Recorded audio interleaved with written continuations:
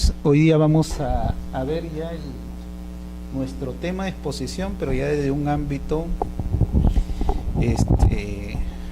normativo registral, ¿no? Entonces vamos a llevar la copropiedad a cómo los registradores, cómo el reglamento de inscripción en el registro de predios, cómo el tribunal registral, ¿no?, demarca la figura de la copropiedad, ¿no? Partiendo que registros públicos es un registro jurídico, ¿no? A diferencia de los registros administrativos, registros públicos lo que busca es dar a conocer a los demás, o sea que los terceros, en base a la publicidad que brinda registros, se vean beneficiados, ¿no?, en la seguridad jurídica de la adquisición de sus derechos. Entonces, de ahí que partimos que cuando uno va a registros hay que tener presente que la publicidad está en las partidas registrales y en los asientos registrales. No se agota ahí, porque hay que examinar los títulos, hacer estudio de títulos, ¿no? Más que todo los que estamos en el ámbito de querer profundizar un poco más si el acto que publicitó registros, al no ser convalidante, tiene causa de nulidad o anulabilidad, ¿no? Entonces vamos a diferenciar, ¿no?, un registro jurídico, registros públicos, ¿no? Registro jurídico.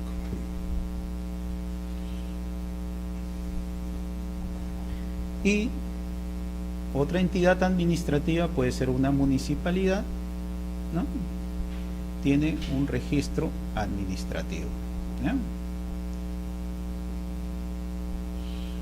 Registros públicos lo que busca es que su publicidad, todo se centra en su publicidad, y que la publicidad, ¿no?, sea para terceros, o sea, de registros para afuera, ¿no?, para que terceros tomen conocimiento de lo que figura en registros, ¿no? Y sin embargo, un registro administrativo, a diferencia, lo que busca es registrar para ellos los actos administrativos, los cobros de tributos, ¿no?, su catastro, todo les sirva para alimentarse, ¿no?, para que la entidad administrativa se alimente de la publicidad. Entonces ya tenemos una diferencia que es necesario precisar para el tema que nos va a conllevar, porque ahora vamos a ver la copropiedad desde el enfoque de la publicidad registral, ¿no? Entonces, ¿qué cosa o a qué reglas estamos sometidos al momento de publicitar la copropiedad y por qué lo hacemos de esa forma? Entonces, cada país está organizado de diferente forma, su publicidad la organiza de diferente forma. Nosotros, acogiendo el sistema de folio real y especialidad, por ejemplo, en registro de predios, ¿no?, por cada predio, entonces lo que hacemos es aperturamos una partida registral, ¿no?, una partida electrónica actualmente, bueno, o una partida registral, ¿ya? Entonces por cada casita se va a aperturar una partida registral, y en estas partidas registrales irá la publicidad. Actualmente la tenemos ordenadas por rubros. En el rubro A, antecedente registrado, o sea, la primera vez que ingresa una inscripción a registro se llama inmatriculación. Se inmatricula el título. En verdad debe ser una matriculación, pero bueno, así lo denominó, inmatriculación, porque nunca estuvo matriculado ese bien y se está incorporando a registros. Y de aquí, cuando ya se incorporó este predio a registros, ¿no?, a veces se divide. ¿Cómo están? Buenas noches. A veces se divide, ¿no?, y se divide en secciones. Entonces acá va el antecedente registral, o sea, la matriz originalmente cuando se inscribió y de la cual se va a derivar esta partida registral, ¿no? Y acá ya hay nuevas inscripciones, ¿ya? Después viene la descripción del predio. La descripción del predio. Entonces acá me van a precisar pues el área, los linderos, medidas perimétricas, etcétera, todo lo que me va a describir el predio, si tiene edificación, si es un terreno, etcétera, ¿no? Y en el rubro C, lo que se llama el dominio, ¿no? Y básicamente en el rubro C, en dominio, se van a inscribir por todas las que son las transferencias. En el rubro D se inscriben las cargas y gravámenes, ¿no? En el rubro E, las cancelaciones de las cargas y gravámenes, ¿no? Y en el rubro F, todo lo que se necesite publicitar, ¿no? Y no se encuentre encasillado en esta forma de organización. A esto de acá, por cada predio se apertura una partida registral, nosotros le llamamos la organización de la publicidad por el folio real, que en verdad viene de un principio registral que nos caracteriza, que es el principio de especialidad, ¿ya? Entonces, ¿por qué publicitamos así? Por el principio de especialidad, y lo hacemos en forma ordenada para el estudio de partidas. Entonces, hemos dicho que en el rubro C se inscribe lo que es el dominio. Entonces, en el rubro C, lo que es el dominio, las transferencias, ¿no? En su caso, las compra-ventas, ¿no? A vendió a B. Entonces, a 101 cuando A adquirió, a 102 cuando B adquirió, en el rubro C, ¿no? En el rubro C. Y para nuestro caso, el reglamento de inscripciones del registro de predios, que es el que nos dice cómo se debe publicitar esa transferencia de copropiedad, ¿no? Y precisa básicamente unas reglas necesarias, dice. El artículo 13, el reglamento de inscripción del registro de predios.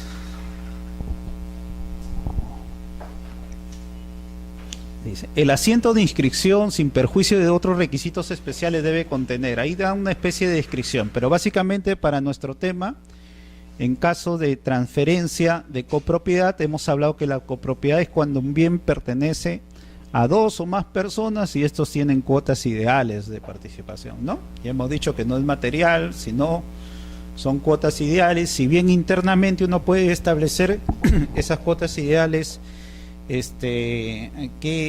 cómo va a ser el uso interno, todo eso rige para las partes, pero mientras no esté publicitado, estamos hablando de simplemente cuotas ideales, ¿no? Entonces, para el caso específico de propiedad, dice, casos en los que transfieran cuotas ideales deberá precisarse dicha circunstancia y hacerse mención expresa del transferente.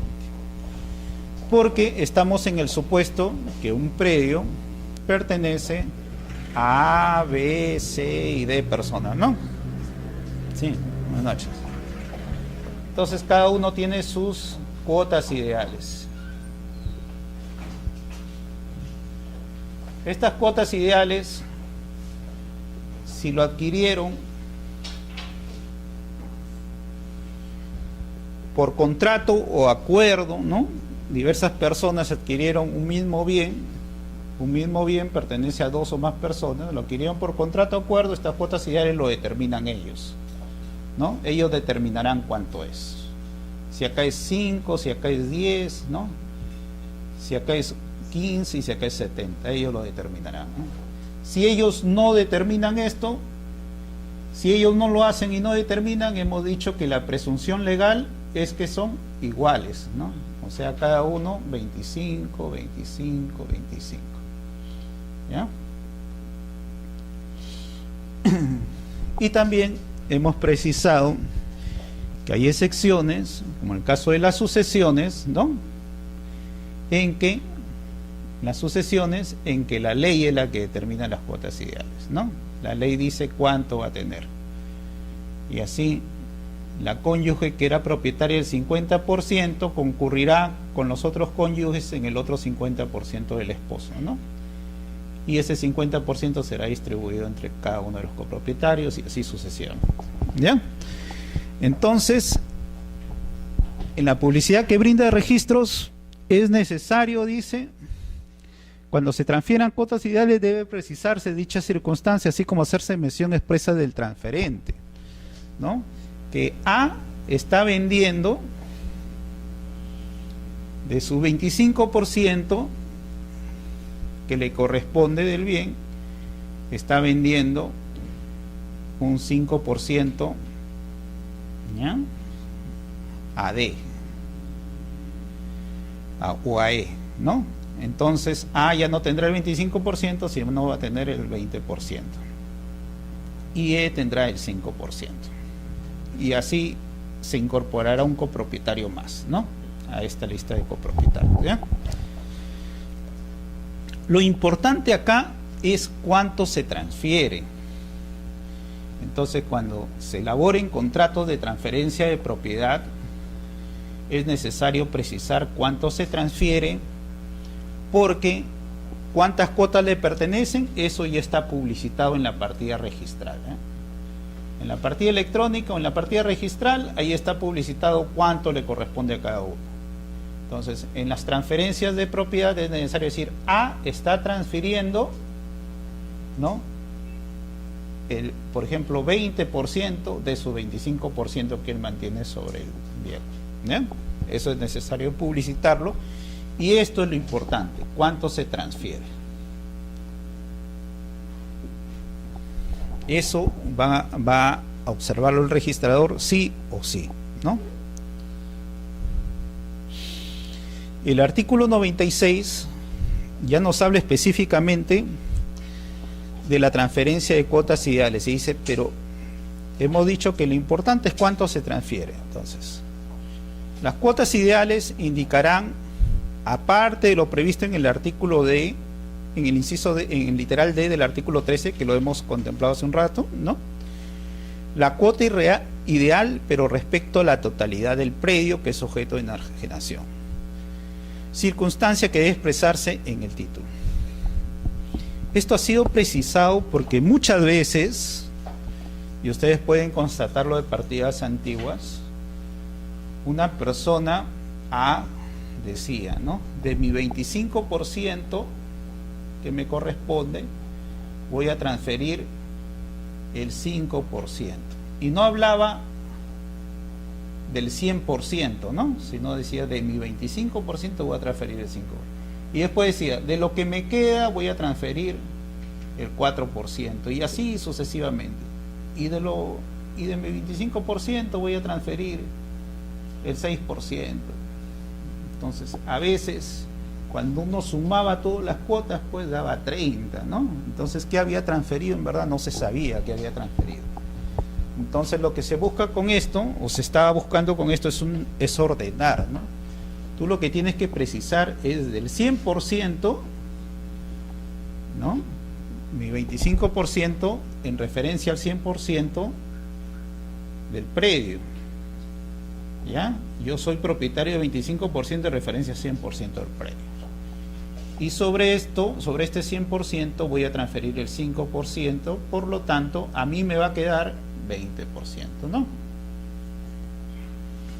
Y así ordenamos, pues, que la suma de las diversas compraventas que hagan llegue a sumar su 25% y ya no haya ese efecto que había, ¿no?, en cuanto no estaba establecido bien qué era lo que se debía referir. Es necesario de nuevo incluir que esta referencia de porcentajes y proporción tiene su base en el principio de especialidad, ¿eh? Título 4 del Reglamento General de los Registros Públicos, ¿no?, artículo 50. La doctrina hipotecaria española habla del principio de especialidad y de determinación. y esto sirve para la seguridad jurídica, porque si no, va a pasar estos casos que les comenté donde la suma daba 30%, en consecuencia que habían adquirido aquellos que excedieron, ¿no?, el porcentaje que a esta persona había vendido.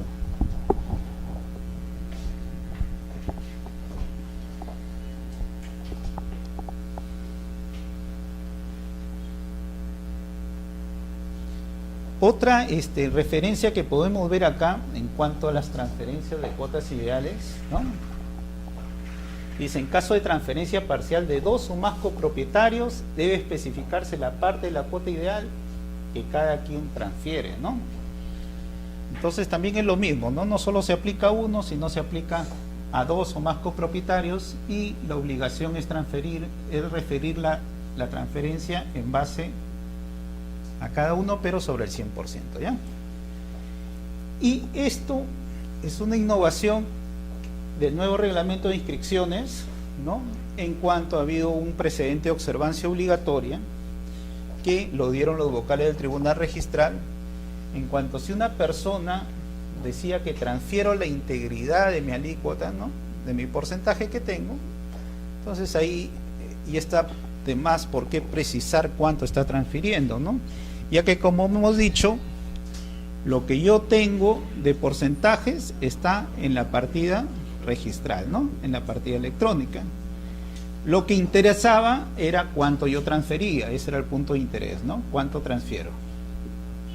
Pero si yo digo que estoy transfiriendo todo, entonces supuestamente de la publicidad registral ya veo pues cuánto es el monto que estoy transfiriendo, y está de más precisar solo en este caso, ¿no?, el porcentaje de participación de la transferencia.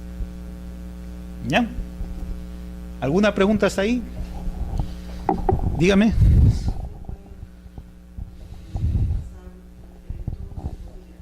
Claro, claro que sí. Claro que sí. Hemos dicho que el derecho de propiedad, ¿no?, te da a ti facultades para que puedas disponer, reivindicar, ¿no?, usar el bien, ¿no?, y todos los atributos completos. Entonces la copropiedad básicamente está basado en un derecho de propiedad, pero que comparte un bien en cuotas ideales 2 o más personas, y como son propietarios también ellos podrían transferir sus derechos y acciones, no habría ningún impedimento por eso, ¿ya? Esa persona dejará de ser copropietario y el adquiriente pasará a ser integrante de la copropiedad en cuanto a esa cuota ideal, ¿ya? ¿Me entendió o lo graficamos para que no hay necesidad? También hemos explicado que, a diferencia de la propiedad, la copropiedad lo que tiende es que sea temporal, ¿no? Y siempre se posibilita a los copropietarios de poder pedir la división, ¿ya?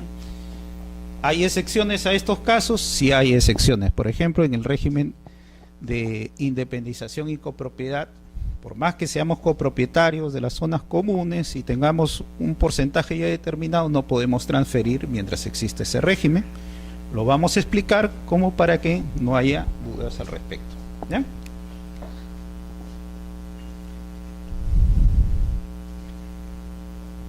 La copropiedad también hemos dicho cuando surge, ¿no? Puede surgir por contrato entre vivos, agarramos, compramos un bien y determinamos nosotros la libertad en qué porcentajes estamos yendo conforme al aporte que hemos efectuado para la compra de ese bien, ¿no?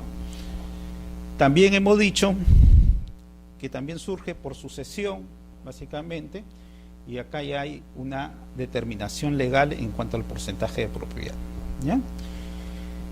Esta publicidad que brinda registros públicos está sentada en cuanto registro lo que busca es dar seguridad jurídica, y en base a eso, por el principio de especialidad, es necesario determinar cuánto yo tengo todavía de los porcentajes de derechos y acciones, cuánto la persona que ha comprado mis derechos y acciones todavía tiene, pero en referencia al 100%, ¿ya?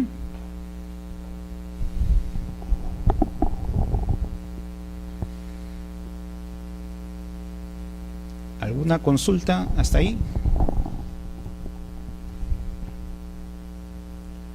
Entonces continuamos. Y este es el famoso precedente, pues, que sale el año 2008, ¿no? Dice, cuando se transfiere la integridad de la alícuota que corresponde a uno de los copropietarios, ¿no? No se requiere consignar expresamente en el título el porcentaje transferido, ¿no? Y es porque Registros ya publicita el contenido de la publicidad registral, y ya todos pueden enterarse de cuánto es que yo conservo de porcentajes de derechos y acciones sobre la propiedad, ¿no?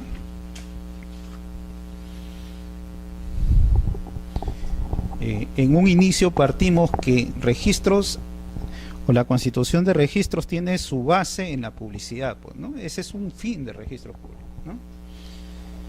Dentro de del reglamento general de los registros públicos, ustedes ven como principios, pero en sí es un fin, porque si no hubiera publicidad no tendría sentido que exista registros, ya que es un registro jurídico y lo que busca es publicitar a terceros y dar seguridad jurídica, ¿ya?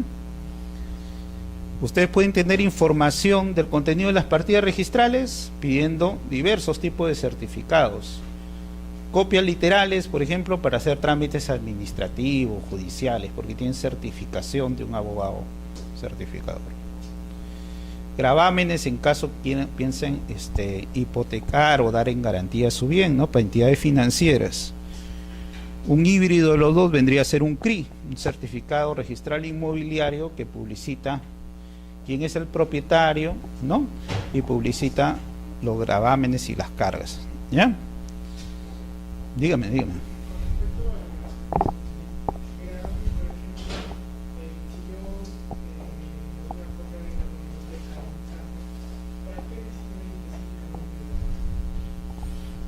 Ya.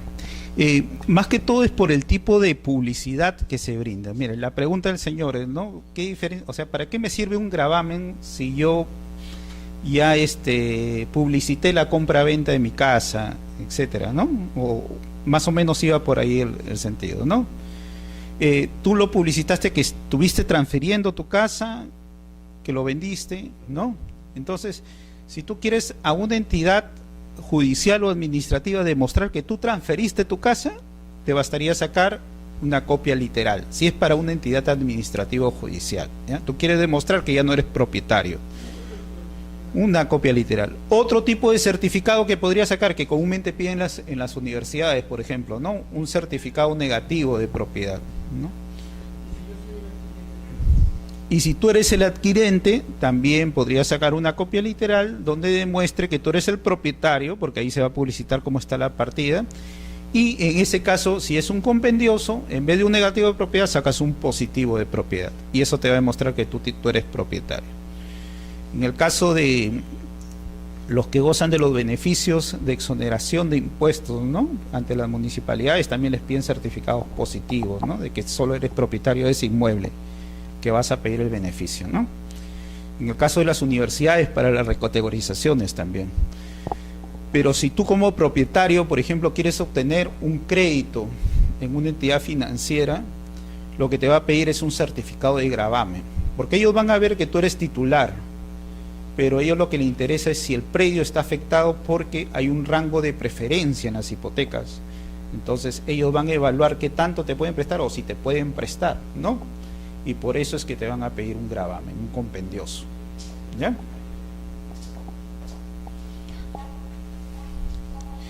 Entonces acá ya hemos visto pues que la publicidad, conforme al principio de especialidad, requería necesariamente qué porcentaje yo quiero en cuanto al bien, y así pues todos tengan conocimiento cuánto de participación tengo. Cuota ideal, ¿no? Todavía no hay algo material, ¿ya?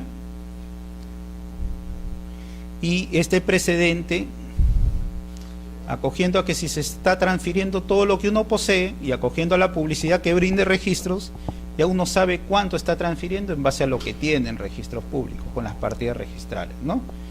Yo en registros públicos aparezco como propietario del 20%, digo que estoy transfiriendo toda la integridad de mi cuota ideal, consecuencia estoy transfiriendo ese 20% que poseo, ¿ya? Ya no es necesario aclararlo.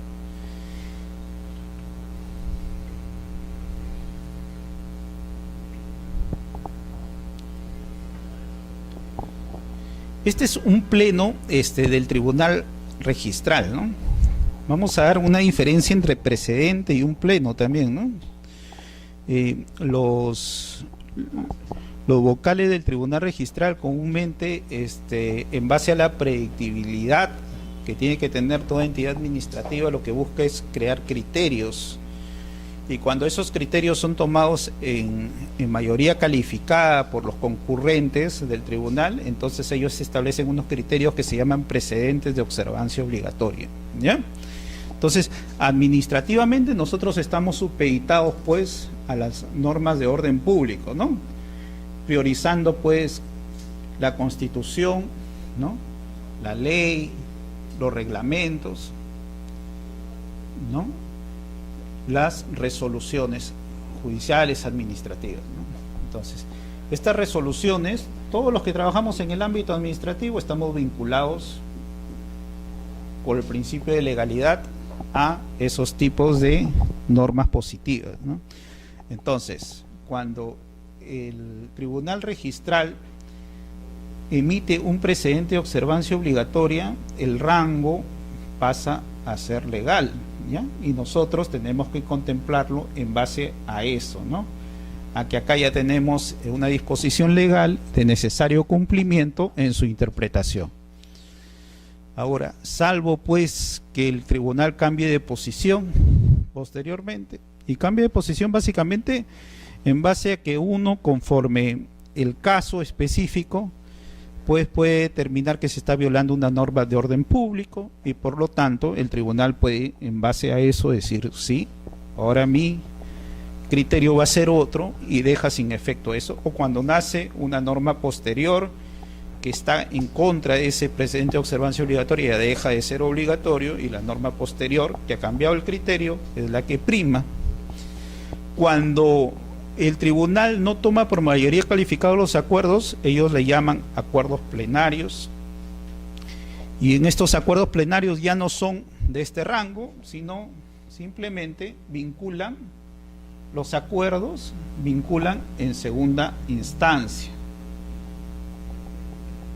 O sea, porque se reunieron los vocales, no estuvieron de acuerdo todos, pero votaron en mayoría, entonces ya por su acuerdo que ellos tuvieron, ya los vincula a ellos en segunda instancia, pero en primera instancia no a los registradores.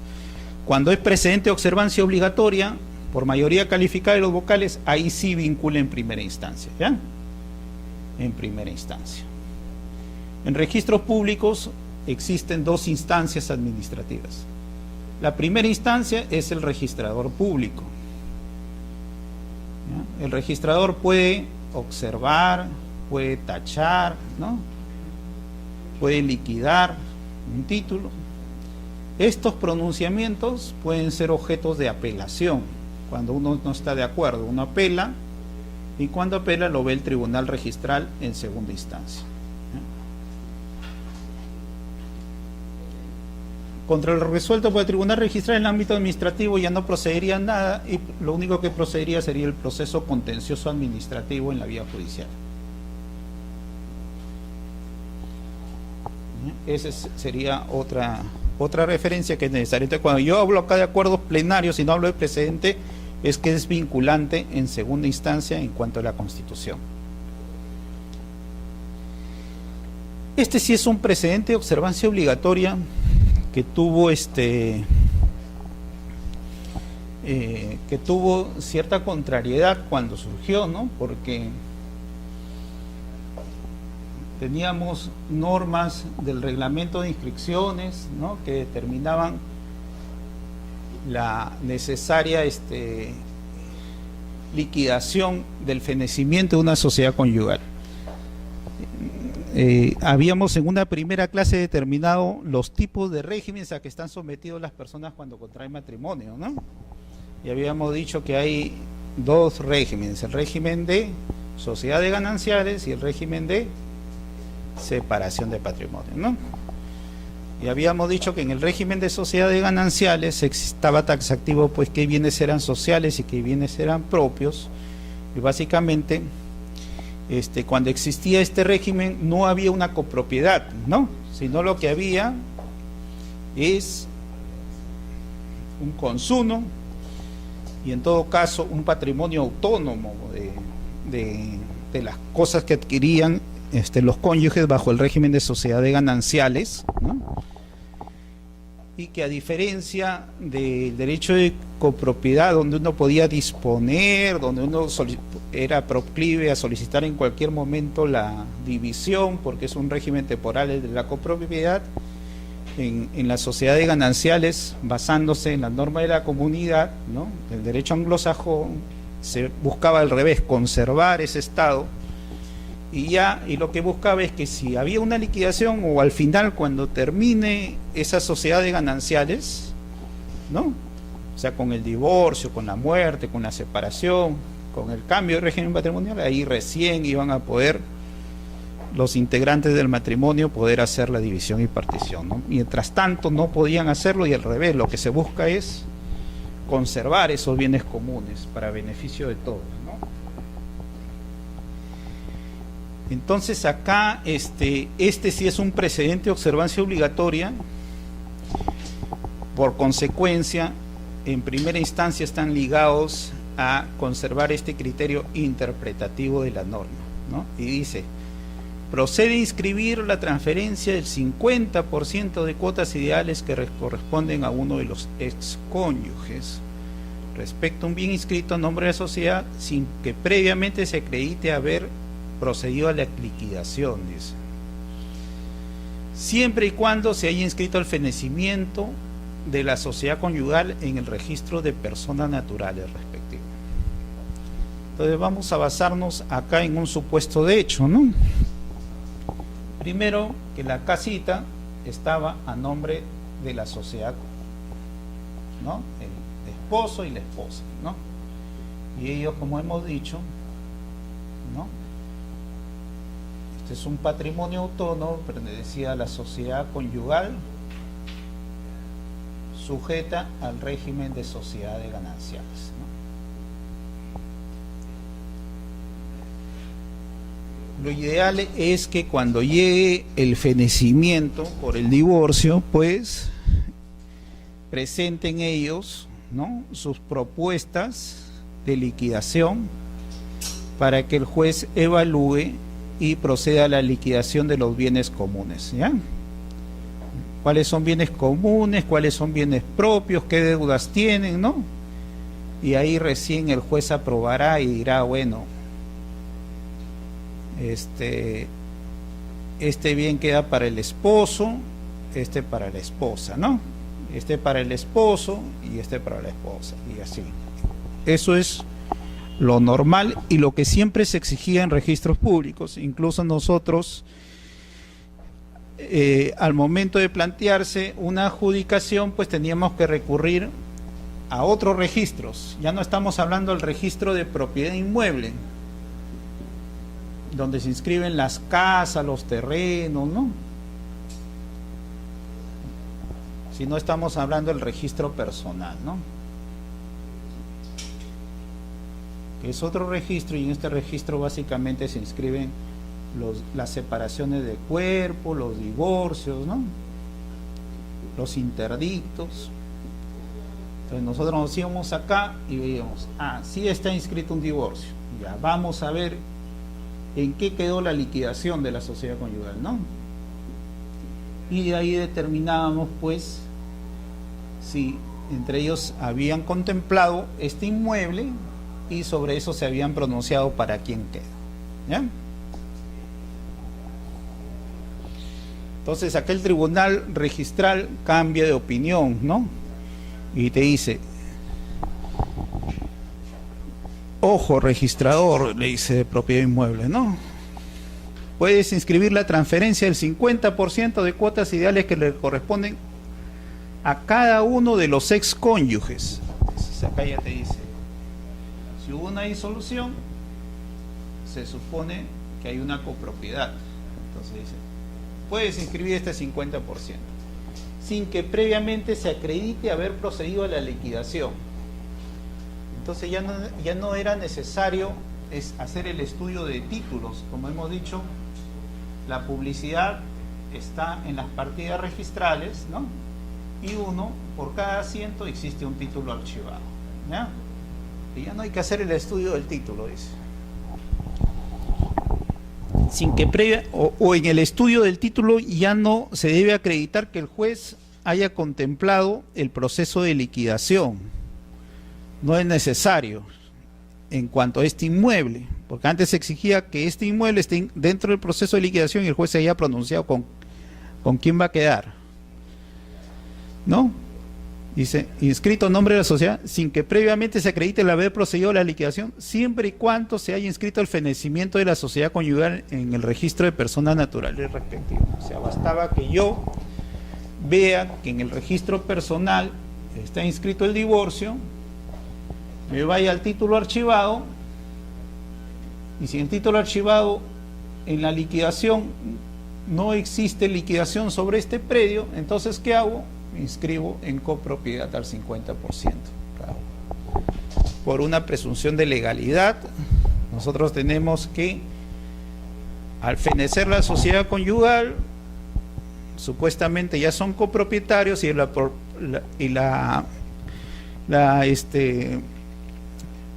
idea legal es que ambos compartan el mismo porcentaje si es que no ha habido un convenio, un acuerdo previo. ¿Bien? Es como una transferencia, ¿no? Una transferencia de sociedad conyugal de una persona, un cosuno, pasan cada uno a ser copropietarios, ¿no? 970, presunción de igualdad, la presunción legal de igualdad, entonces cada uno supuestamente es propietario del 50%, siempre y cuando se acredite que no haya habido una liquidación. Y básicamente el sustento es que la liquidación lo que busca es determinar cuando hay diversos bienes, ¿ya? Hay casas, hay terrenos, hay autos incluso, ¿no? Cuando hay diversos bienes, entonces ¿con quién va a quedar, no? Eso es lo que busca la liquidación. Este va a quedar por el esposo, este para la esposa, este para la esposa, este para la esposa, como siempre pasa, ¿no? Y el auto para el esposo, pero bueno. Entonces eso es lo que buscaba, ¿no? Eso es lo que busca la liquidación. Pero si no existe eso, ya tenemos la presunción legal de igualdad y por lo tanto cada uno es propietario del 50% y el registrador, en base al registro personal donde está inscrito el divorcio y en el título archivado no consta la liquidación, entonces ya procede a esta inscripción, ¿no?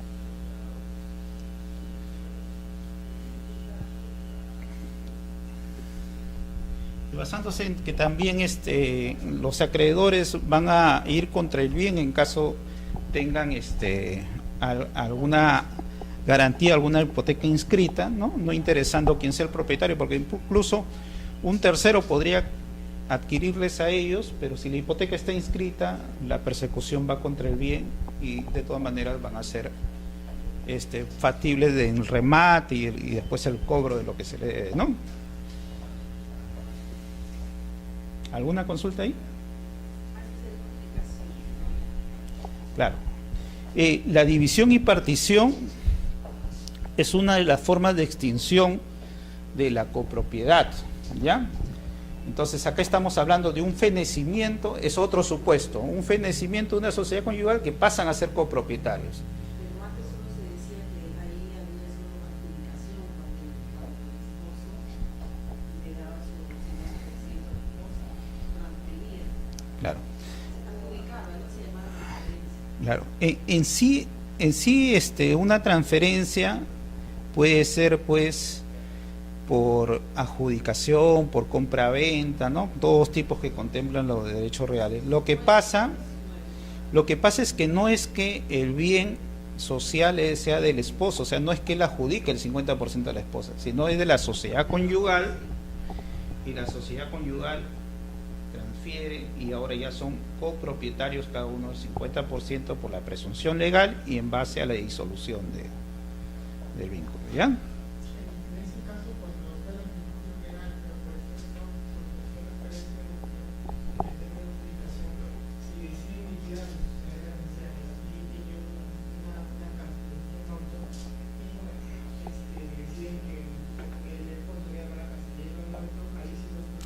Claro, ahí está. Claro, es seguro el supuesto jurídico que nos ha estado diciendo, ¿no?, la señora, ¿no? ¿Qué pasa si en el registro personal, ¿no?, ya está inscrito el divorcio?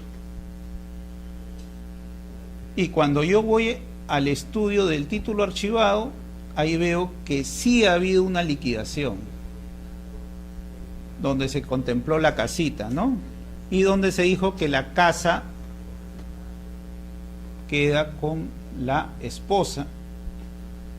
En este caso, si en base a esta liquidación, a esta transferencia que consta en el título archivado y en el acto previo que esto está inscrito en el registro personal, la casa va a pasar a la esposa.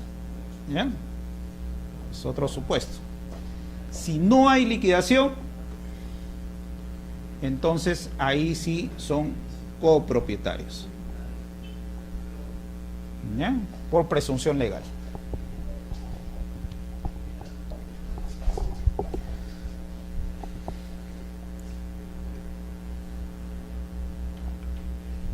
Vamos a ver. Ese precedente de observancia obligatoria, el antiguo, fue supuestamente aclarado por un acuerdo plenario, ¿no? Entonces los vocales quisieron aclarar y dijeron, vamos a aclarar en referencia a esto, ¿no?, en referencia a ese precedente que tuvo un poco de controversia originalmente.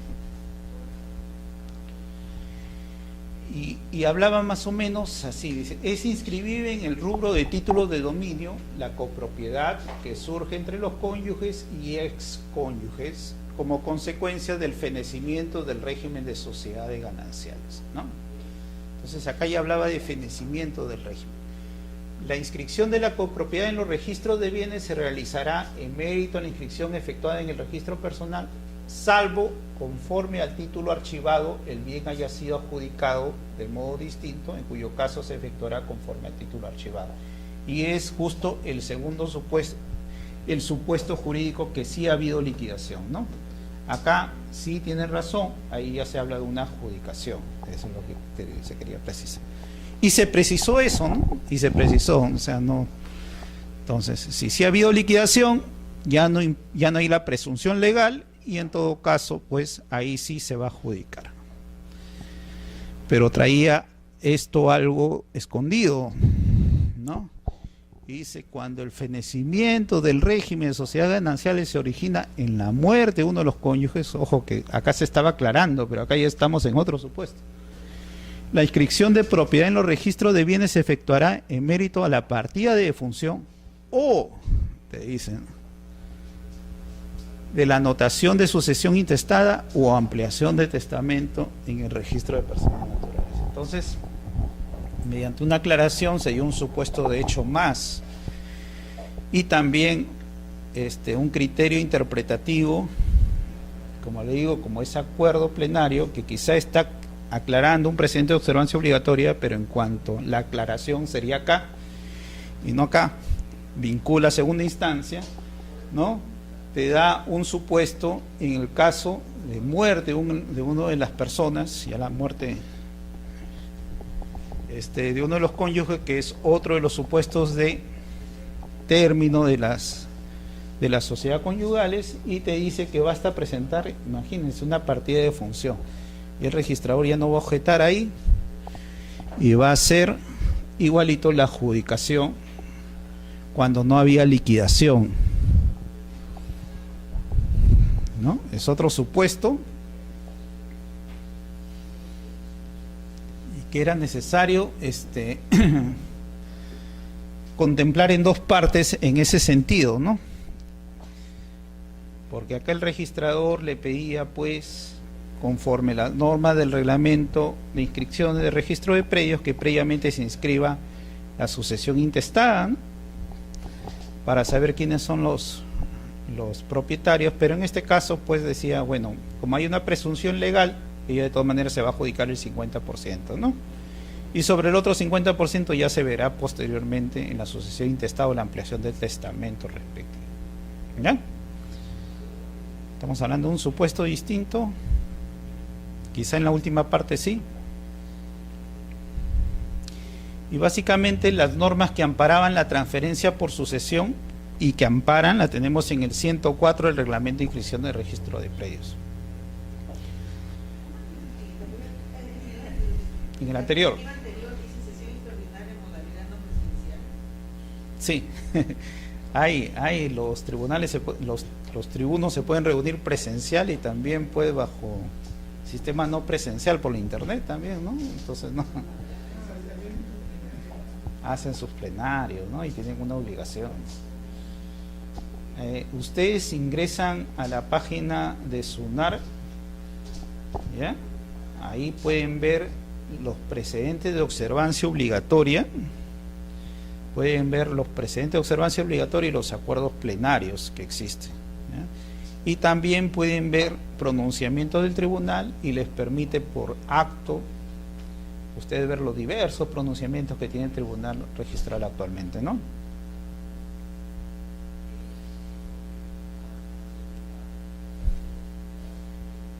En cuanto a la predictibilidad, el hecho que ya se haya visto un caso similar al que actualmente se está planteando, ya hay una predisposición a que va a salir así el pronunciamiento, ¿no? Salvo pues que hay una norma de orden público, ¿no? Se está afectando una norma de orden público, ahí sí el registrador pues dará la observación debida en cuanto al incumplimiento, ¿ya?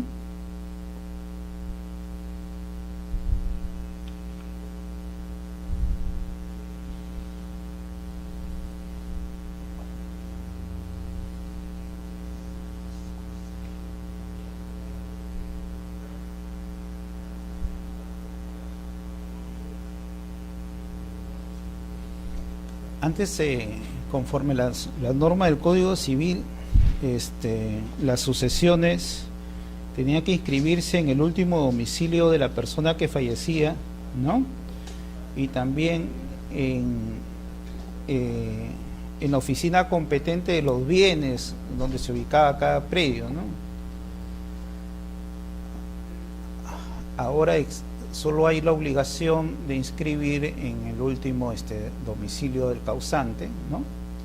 O testador, en el sentido que ahora está unificado, es un mismo registro a nivel nacional. Eso pues ha permitido también que se vean los casos de duplicidad y de partidas que también se daban en testamento y en sucesión, ¿no? Con diferentes derechos sucesorios que quizá eran incompatibles y hay que ventilarlos en la vía judicial, ¿no? Entonces es bueno, en este caso ha sido excelente el uso de la tecnología y el aprovechamiento por parte de registros en cuanto a la publicidad, una publicidad unificada, ¿no? Y con la obligación de inscribir solo en el último domicilio del causante, ¿ya?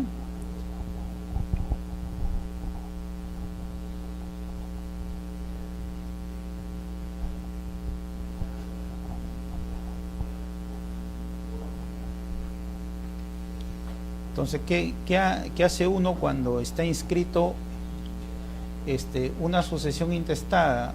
Básicamente la partida te publicita quiénes son los herederos declarados, ¿no? Y en consecuencia ya las reglas de la sucesión están dadas en la normativa del Código Civil, la presunción de igualdad en cuanto a los sucesores, ¿ya? Sin perjuicio de la liquidación del 50% adicional a la esposa. Ahora la esposa o el esposo, ¿no? que sobrevivan al causante tienen un derecho de uso y disfrute del inmueble de por vida, ¿no? Hay un usufructo vitalicio ahí que también da la normativa. En ese supuesto, la división de la copropiedad en cuanto esa persona no tenga dónde vivir, ¿no? O dónde habitar, y está dado normativamente, legalmente, también es una de las causales que va a producir la indivisión.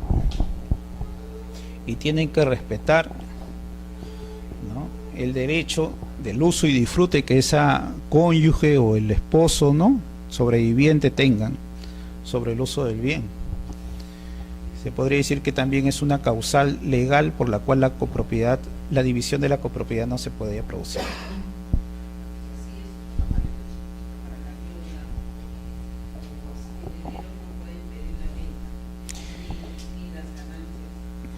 Claro, porque si bien la división lo que busca es que haya un solo propietario, ¿no?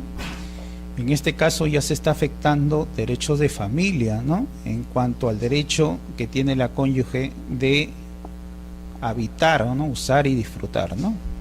No sé, ¿no?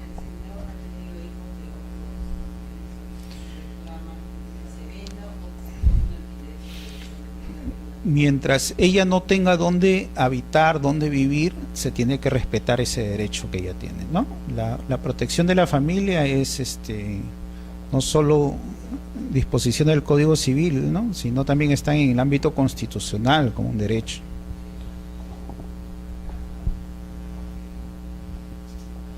En el caso de testamento, a diferencia de la sucesión, ahí no hay una presunción legal, entonces hay que tener en consideración que en la apertura de los testamentos, cuando uno va a un notario y hace su testamento por escritura pública, el notario simplemente notifica que ante su notaría está inscrito o se ha planteado un testamento, ¿no? Esa persona en vida, y por consiguiente la transferencia o la ampliación del testamento se hará ya al fallecimiento de esa persona, ¿ya? La única publicidad que va a brindar registros y el notario es la comunicación, que ante su notaría hay un testamento y hay un derecho de publicidad que está protegido también, ¿ya? Cuando esa persona fallece con la partida de función, ya se le pide al notario que pase el parte completo y en su caso ahí se va a publicitar los herederos y qué participación van a tener, o en todo caso qué bienes van a tener como bienes de dominio privado cada uno, ¿no? Y ya no en copropiedad. Cuando en mérito a la sucesión testamentaria ya el causante ha hecho la división, ¿no? A mi hija le dejo el departamento tal, a mi hijo la casa tal, ¿no? A mi otra hija el bien inmueble tal, etcétera. Entonces ahí hay una división. El problema es que muchas de esas sucesiones, cuando es un solo bien inmueble y él hace la repartición en cuanto a unidades inmobiliarias que en registros todavía no aparecen independizados, entonces viene un poco el problema de cómo publicitar ese tipo de sucesiones, ¿no? Ahí se va a pedir un acto previo que es la independización. Y en su caso, pues, podrían concurrir en copropiedad por su derecho sucesorio, ¿no? Básicamente por el fallecimiento de su papá.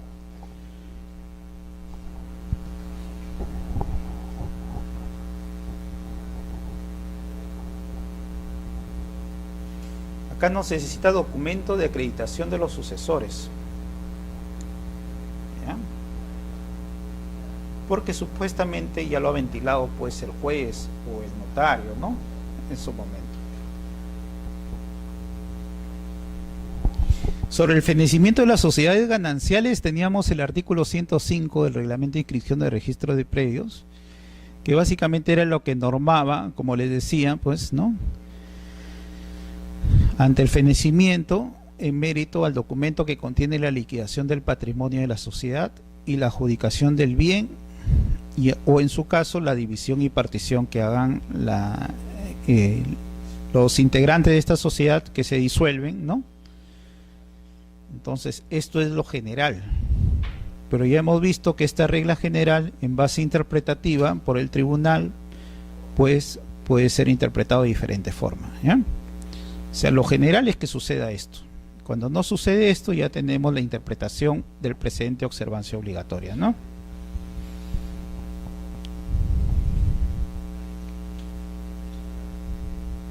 Lo que sí se necesita en caso de divorcio o de fenecimiento de la sociedad de gananciales por cambio de régimen patrimonial, que puede ser otro supuesto, no necesariamente el divorcio, ¿no?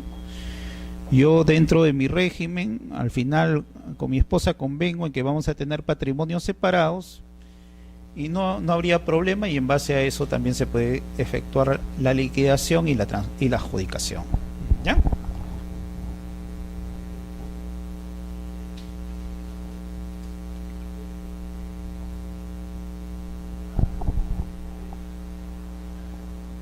Acá hay un acuerdo plenario, como le digo, solo vinculante en segunda instancia, y que esta presunción legal de los bienes adquiridos dentro del régimen de sociedades gananciales, pues lo han interpretado en el sentido de la declaración de las partes, ¿no? Dice la afirmación por parte de los cónyuges en el sentido de no haber adquirido durante la vigencia del matrimonio ningún bien susceptible de partición constituye una declaración en contra de la presunción del bien social, que podría tener fecha cierta, ¿no? La escritura pública de adquisición, ¿no?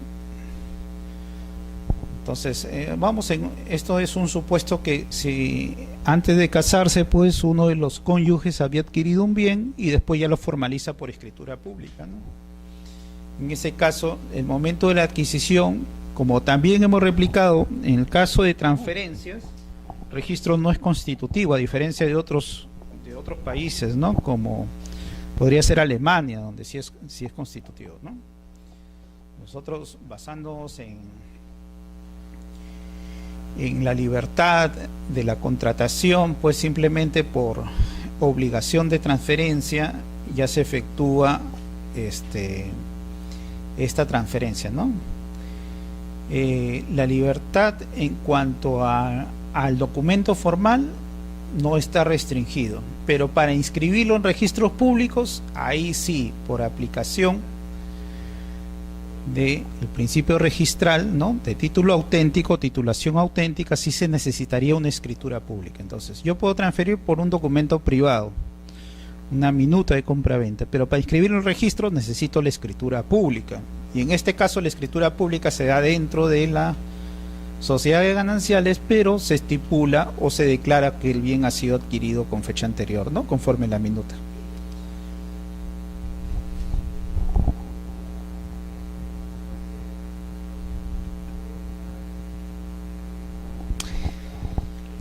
Acá también hablamos en cuanto a los derechos registrales, ¿no? Ahora en sí, el cobro de derechos registrales comúnmente se estaba estipulando en base al valor que se hacía referencia en estos contratos de división, ¿no? Entonces, en este tipo de acuerdo plenario, ¿no? Tercer acuerdo, se dice: la adjudicación de bienes como consecuencia del fenecimiento de las sociedades gananciales o de la partición entre copropietarios, dos supuestos jurídicos, ¿no? Se liquida como acto invalorado, aunque en el título haya consignado el valor de los bienes, ¿no? Participando en que su calidad de propietario simplemente se está dando a nivel jurídico, pero básicamente ellos siempre han sido propietarios, han compartido el derecho real respectivo, ¿no? Este es acuerdo plenario.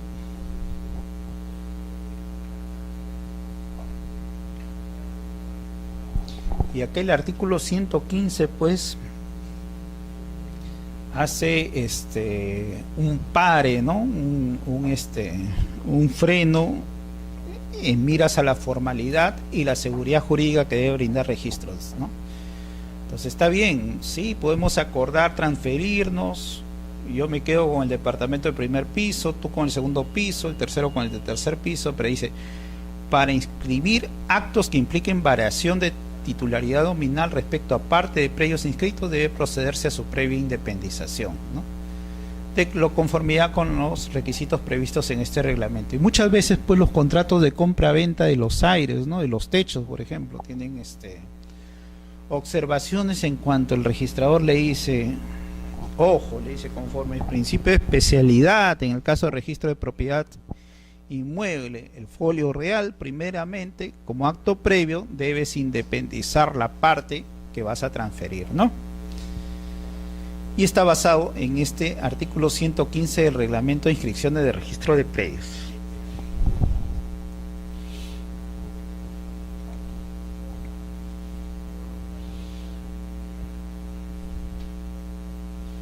La salida jurídica: transferencia de acciones y derechos, ¿no? El perjuicio es que mientras sean copropietarios, todo gravamen le va a afectar a todos. En tanto, son cuotas ideales lo que él tiene, ¿no?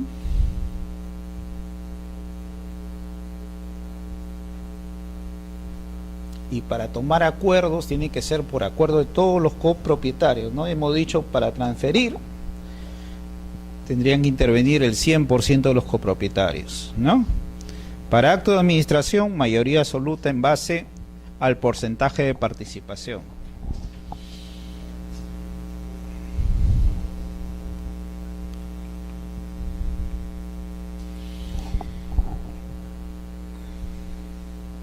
Y este es un acuerdo que más o menos ya encamina a una predictibilidad en cuanto a la partición efectuada por testamento, ¿no? No es inscribible la partición de bienes efectuada mediante testamento cuando no se cumplen los actos previos necesarios para la independización de los bienes transferidos, ¿no?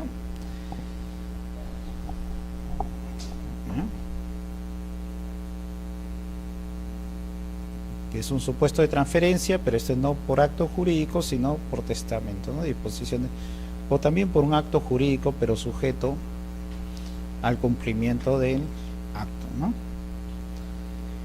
Y todo esto se debe, pues, a que en registros de propiedad inmueble nos organizamos en base al folio real.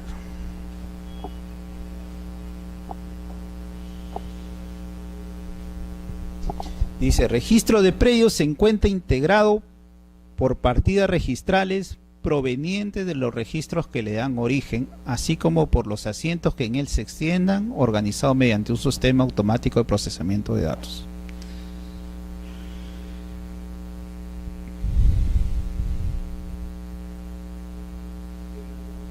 Entonces, por cada predio se abre una partida registral y la cual se extiende en las inscripciones que correspondan. Por cada acto derecho se extiende un asiento registral independiente. Los asientos son unos a continuación de otros, consignando el rubro, ya les expliqué lo del rubro, ¿no? La numeración correlativa, la letra que identifica el rubro, la prioridad en el ingreso de registros, salvo que se trate de títulos compatibles, ¿no? Esto de títulos compatibles o títulos incompatibles es necesario precisarlo, porque si A está transfiriendo a B, entonces vamos a ver el principio de oponibilidad, ¿no? 2022 del Código Civil. A vendió a B en febrero de 2013, pero B no inscribe. Entonces A, percatándose que no inscribe, vende a C en febrero del 2014, ¿no? Y C sí inscribe. En las reglas del Código Civil, pues, uno transfiere su patrimonio que posee, ¿no? Si no posees patrimonio, en verdad no transfieres nada. Entonces, como hemos dicho, las transferencias, al no ser constitutivas civilmente, al haber transferido a B por un documento privado, supongamos, A ya no sería propietario, sino sería B el propietario, ¿no? Pero en la regla de derecho registral viene la oponibilidad de lo que está registrado. Entonces, C supuestamente va a registros y ve que A es el propietario, él está en posesión del bien y le transfiere a C, ¿no? Entonces, él, en base a registros, viene e inscribe. Después vendrá B a reclamarle a A y le dirá, o a C y le dirá, oye, pero tú ya no eras propietario, y a C le dirá, tú no has comprado nada porque él ya no era el propietario. Entonces él se va a basar en la buena fe registral, ¿no? Y él podrá oponer derechos de lo que está inscrito a lo que no está inscrito, y por lo tanto él se presume o tiene mayor presunción y oponibilidad de su derecho frente a lo no registrado. ¿Ya? Hay que tener por eso presente la importancia de registros públicos, registro jurídico y la buena fe registrada y el principio de oponibilidad.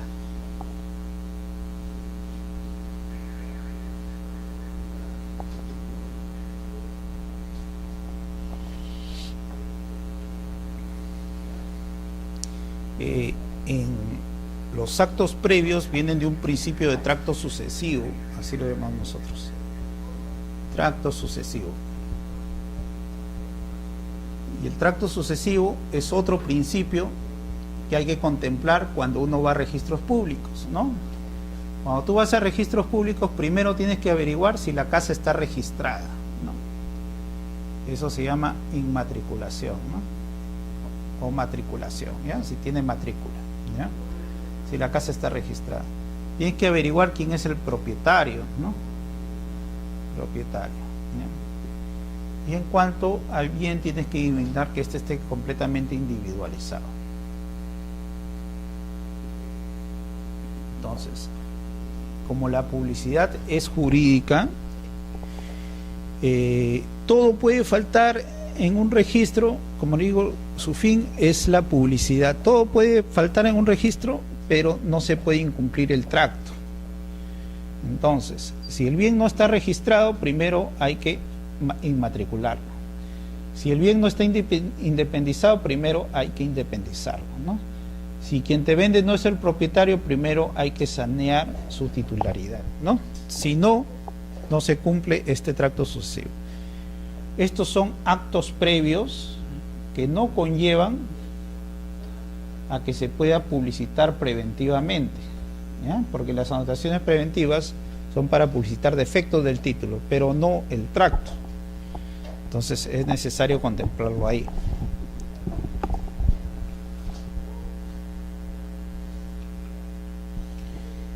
Entonces vamos a entrar un poco en detalle en lo que es esto, ¿no? La individualización o la independización. Necesario, ya estamos en la extinción de la copropiedad y en caso la división y partición, ¿no? Y para eso habíamos puesto supuestos en cuanto a una casa que tenía 3 niveles y se transferían los diversos niveles. Entonces le dijimos que esto se puede sujetar al régimen, ¿no?, contemplado en la ley 27157, su reglamento, decreto supremo 035-2006 vivienda, ¿no? Y un régimen especial en cuanto a propiedad exclusiva y propiedad común. Y el otro régimen era la independización y copropiedad. Y habíamos dicho que había una resolución 340-2008 vivienda, ¿no? ¿Ya? Entonces, esos son para edificaciones verticales, pero acá estamos hablando también en cualquier tipo de independización, incluso de terrenos, ¿no? La independización netamente es un acto registral, ¿no? Lo que busca registros, como le digo, es ordenar a cada predio por el folio real. Entonces, cuando yo compro un departamento, tengo que ver la partida registral. Cuando estoy comprando un sublote, tengo que ver que el sublote está independizado, actos previos. Y para esto sirve la publicidad registral, ¿no? Vamos a registros y nosotros pedimos la independización. Y la independización básicamente es abrir una partida por cada unidad inmobiliaria de una desmembración. Puede ser de una desmembración de terreno o de una casa, ¿no? Puede ser de una edificación sujeta a regímenes de unidades inmobiliarias de propiedad exclusiva, de propiedad común o régimen de independización y copropiedad, que más o menos están acá y que lo vamos a ver en detalle, ¿no?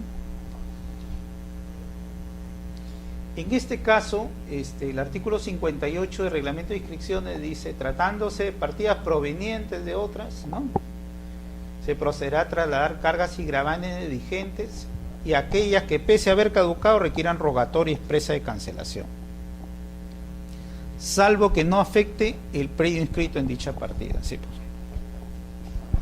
pues. Si yo tengo un embargo que se da sobre derechos y acciones,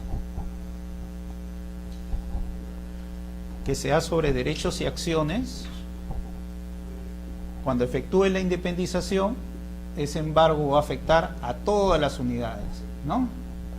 Diferente es que yo tengo un embargo que me diga que se está afectando solo la unidad 1 del primer piso, Entonces, cuando se efectúe la independización, solo va a afectar esa unidad inmobiliaria. Pero si tengo de derechos y acciones, ¿no? O derechos de propiedad o de porcentaje de copropiedad, como no hay algo material, va a afectar a todo, ¿no? ¿Ya? Y ahí es la referencia de la segunda parte. Partidas provenientes de otras en la que se procederá a trasladar las cargas y gravámenes vigentes y aquellas que pese a haber caducado requieran derogatoria expresa. ¿Ya? Hay supuestos de caducidad, ¿no? La ley 26639 te da supuesto de caducidad legal de afectaciones. Entonces, acá tenemos un tipo de independización como un acto previo que ustedes pueden brindar la orientación, ¿no? En cuanto a resoluciones municipales, ¿no? Entonces tengo un terreno, quiero subdividirlo. Entonces, ¿qué hago, no? Si tengo un terreno, no está sujeto a copropiedad, no está sujeto a reglamento interno y quiero subdividirlo. Quiero independizarlo de un área mayor y está en una zona urbana. Básicamente esto se refiere a independizaciones de predios urbanos, ¿no? Entonces, la entidad competente sería la municipalidad, donde se ubica el predio, y el documento formal sería el formulario único, ¿no? El FUU, ¿ya? Anexo F. El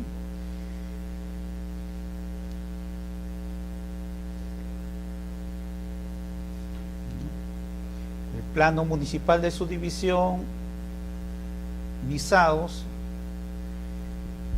la referencia del código, referencia de código catastral.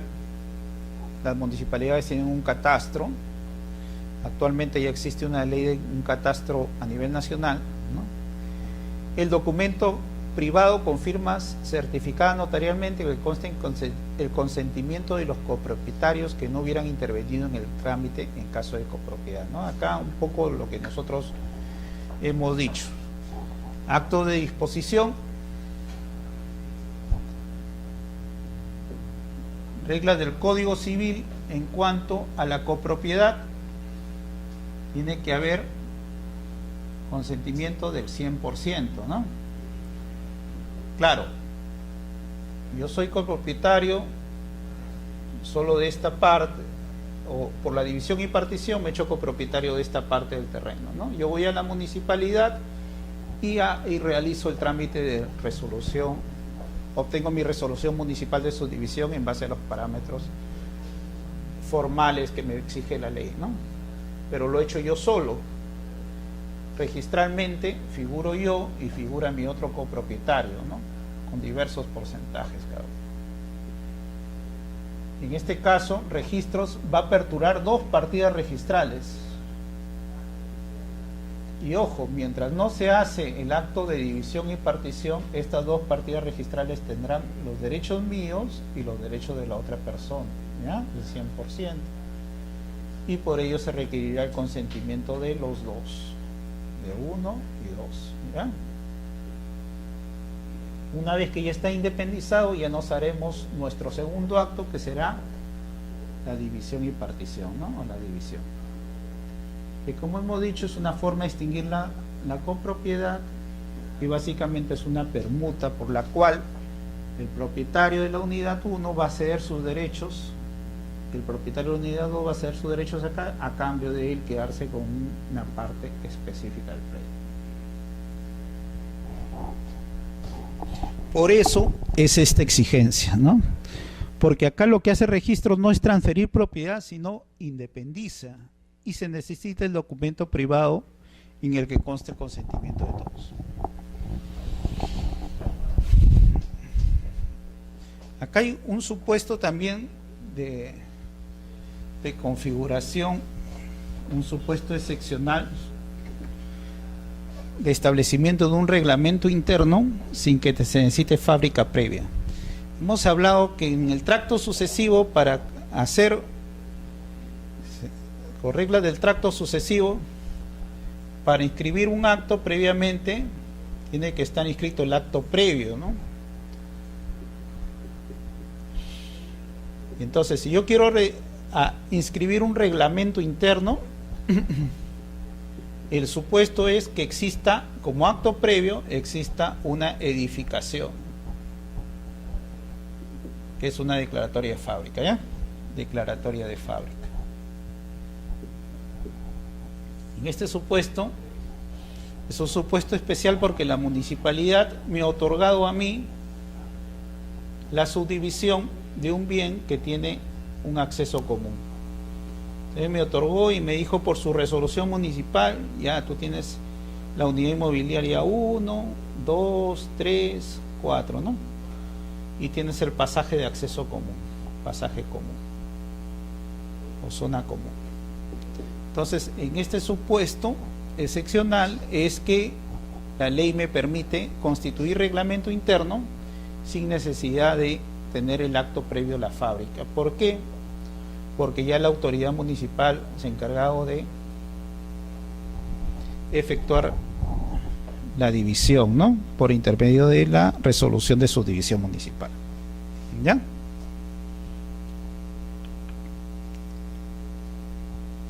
La independización por regularización de edificaciones. Estamos profundizando en supuestos de independización de predios urbanos.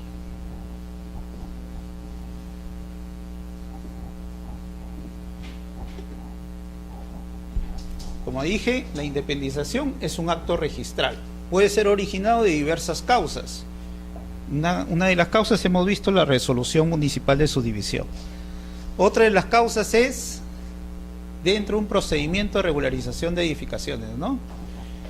Yo tengo un lote de terreno y he construido dos casas completamente independientes, cada uno con sus puertas a la calle, ¿no? Sus ventanas, y son dos casas que ya he edificado. Entonces, ¿qué hago? No saqué licencia, no saqué conformidad municipal, ¿no? Entonces dijimos que existía la ley 27157 que me permitía regularizar edificaciones. ¿Hasta cuándo? Edificaciones que hayan culminado hasta antes del 21 de julio del año 99, ¿no? Hasta antes, ¿ya? Entonces, de hecho, yo declaro que hay dos edificaciones independientes. El registrador, ¿qué hace? Inscribe la fábrica y también, en base al requerimiento, inscribe la independización. O sea, apertura una partida registral por acá, una partida electrónica, y apertura una partida registral por la otra. ¿Ya? Es otro supuesto basado en la ley 27333 que permite la división de unidades inmobiliarias independientes. Lo que se necesita es el plano de independización y el certificado de parámetros urbanísticos y edificatorios. Son requisitos básicos, ¿no? Porque va a permitir dentro de la regularización de edificación el ver que no haya cumplimientos o incumplimientos en los parámetros urbanísticos, ¿no? Eso es todo. Y que se encuentre en zona urbana. ¿Ya? Es otro supuesto que es muy recurrente en registros, por si acaso, y que les puede ayudar en su labor de asesoría y orientación, ¿no? A quienes buscan soluciones.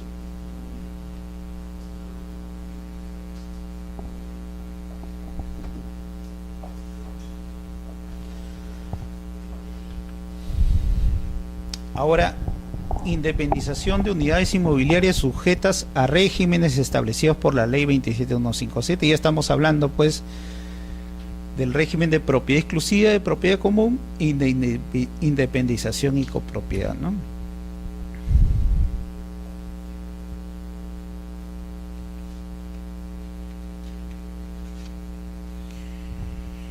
El marco histórico reglamentario en el Perú lo tenemos en el Código de 1936, ¿no? Que contemplaba los reglamentos internos de departamentos en edificio. Por la ley 10728 se amplía el alcance y ya se habla de unidades o secciones dentro de una sola sección. Entonces, el código 36 hablaba básicamente cuando teníamos un edificio y teníamos dos unidades superpuestas, ¿no? Departamento 1, departamento 2, ¿ya? Código 36. La 1728 nos dice, oye, dentro de esta sección o de este piso yo puedo tener dos departamentos más, departamento 3, y acá puedo tener otro más, ¿no? Departamento 4, dentro de este piso, ¿no? Entonces, el Código Civil básicamente hablaba de la propiedad horizontal, el horizonte de cada sección, ¿no? Cuadrado de cada sección. La 1728 hablaba ya de secciones por cada nivel, ¿sí? Secciones por nivel. El decreto legislativo 22112, ¿no? Innova y dice, vamos a normar cuando no solo sea una unidad inmobiliaria, sino sean varias unidades inmobiliarias que comparten secciones comunes, varias casitas con secciones comunes, ¿ya? Y también establece regímenes para poder independizar y compartir lo que son los bienes comunes y los bienes exclusivos. Y posteriormente ya esto es derogado y tenemos la ley 27157, ¿no? Ley de regularización de edificaciones y de establecimiento de regímenes de propiedad exclusiva y propiedad común, ¿no? La 27157. La 27157 todavía amplía el cauce porque dice no solo edificaciones de viviendas, sino zonas comerciales, centros comerciales, galerías comerciales. Y vamos a darle una connotación diferente, ¿no? El término de propiedad horizontal más estaba referido pues a término de edificaciones cuando unas eran sobrepuestas encima de otras, ¿no? Entonces ese término normativo, la 27157, dice vamos a cambiar y vamos a establecer regímenes en los que la gente puede optar. El régimen de propiedad exclusiva y propiedad común, así se llama, ¿no? Y el otro régimen es de independización y copropiedad, ¿no?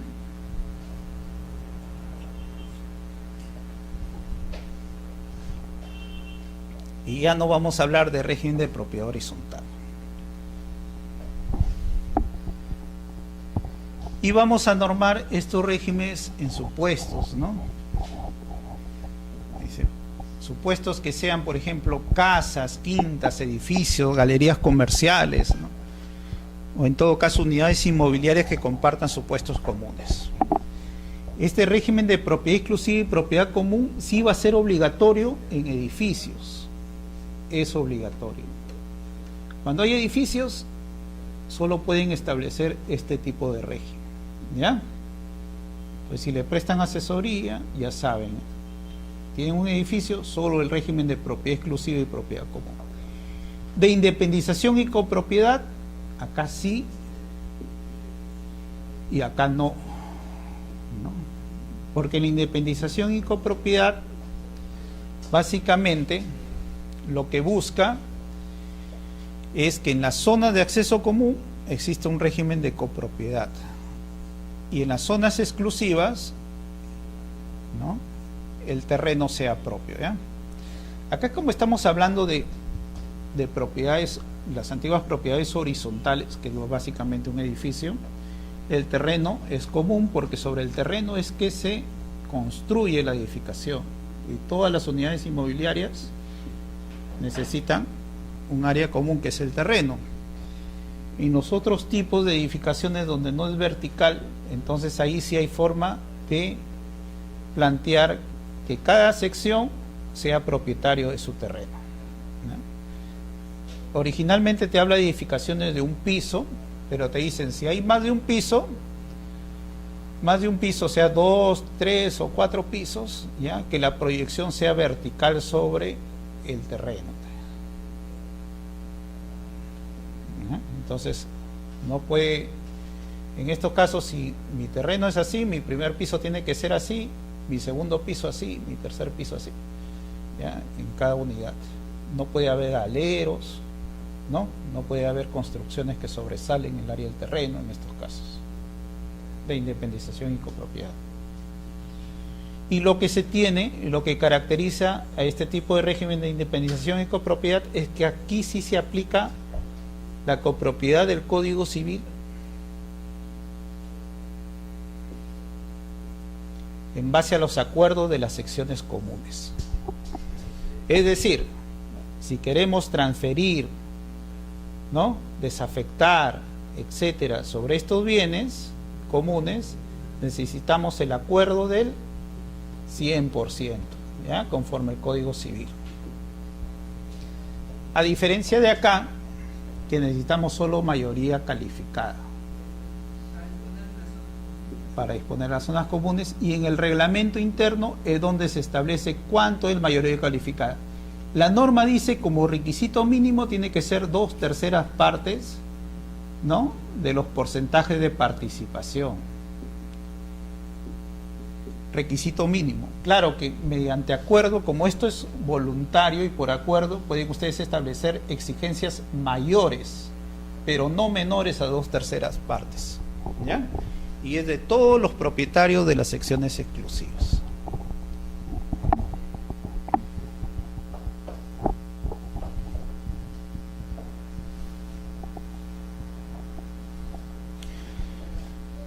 La innovación de esta ley no solo va en el sentido que abarca más tipos de edificaciones que comparten zonas comunes, ¿no?, sino también va en que existe una libertad de las partes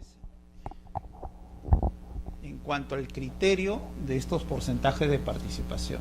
El criterio, ¿no? El criterio acá se dice que tiene que ser un criterio razonado. Puede ser, por ejemplo, por área ocupada, ¿no?, por el número de personas, por la ubicación, te da una serie de criterios, cosa que el decreto legislativo 22.112 solo te decía que era por área techada o área construida, decía, ¿ya? Entonces, esto es otra innovación, ¿no?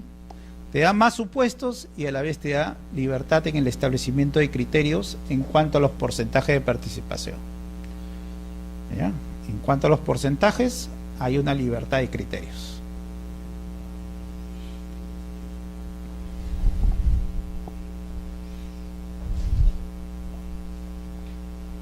Los requisitos formales para inscribir este acto previo de independización de unidades inmobiliarias: el reglamento interno, que es el negocio jurídico, ¿no?, por la cual las partes propietarias de las secciones exclusivas que van a hacer su división y partición, en todo caso que van a comprar unidades independientes, los propietarios lo tienen que hacer.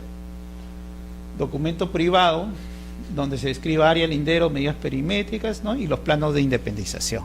Eso van a ser los documentos formales dados en el artículo 6 del reglamento de inscripciones del registro de predios, ¿ya?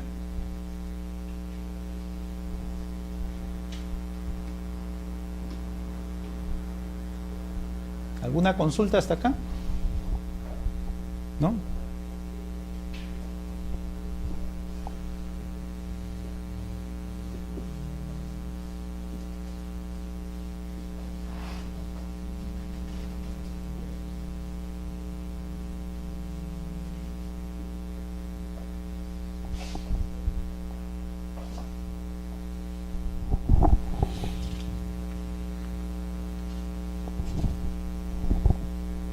Vamos a avanzar un poquito más y básicamente acá sí vamos a un precedente de observancia obligatoria, ¿no?, que habla en cuanto ya está inscrito la división y partición o la independización, ¿no?, y existe una división y partición, los gravámenes que afecten a la cuota ideal de uno de los copropietarios de un bien se trasladan a todas las partidas resultantes de la división y partición de dicho bien, ¿no? Entonces ya saben. Este es el problema de no hacer las cosas por orden, y en todo caso pues ya saben que cuando se inscriban estas independizaciones van a ser afectadas siempre y cuando el embargo, el gravamen recaiga en cuotas ideales, ¿no? Porque en las cuotas ideales no hay un bien material, ¿ya? Presente observancia obligatoria.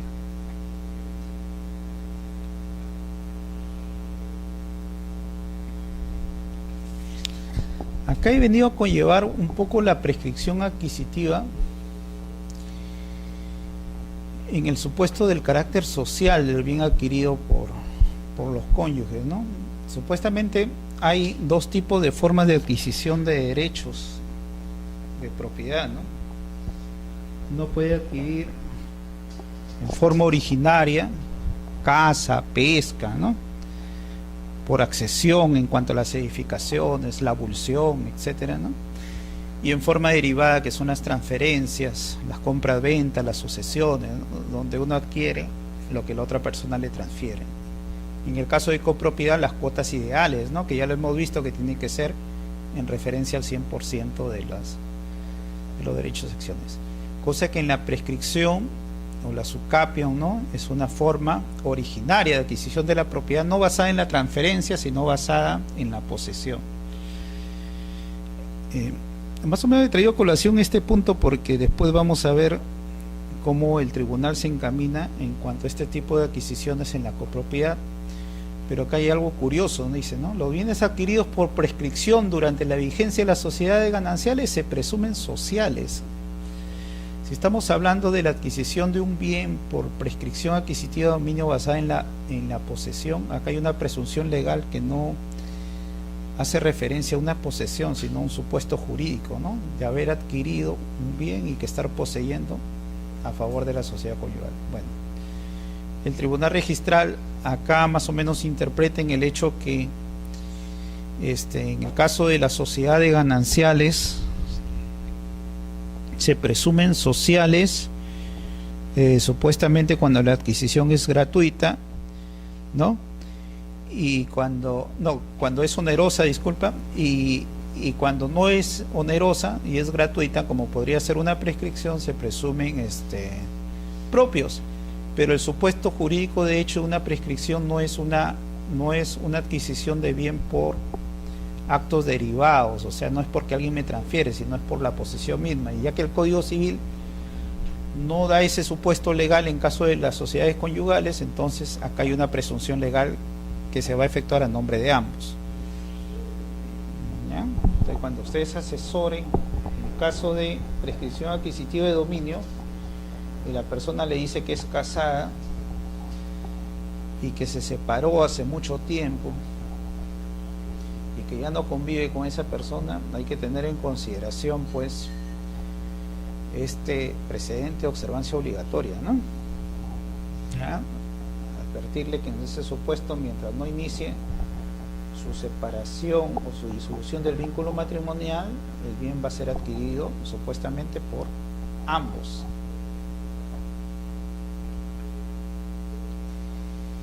Entonces, básicamente en caso de la copropiedad por sucesión, acá hay un acuerdo, ¿no? No es precedente y que trajo muchas dudas, ¿no? A nivel de primera instancia, porque acá había resoluciones del tribunal en forma contradictoria,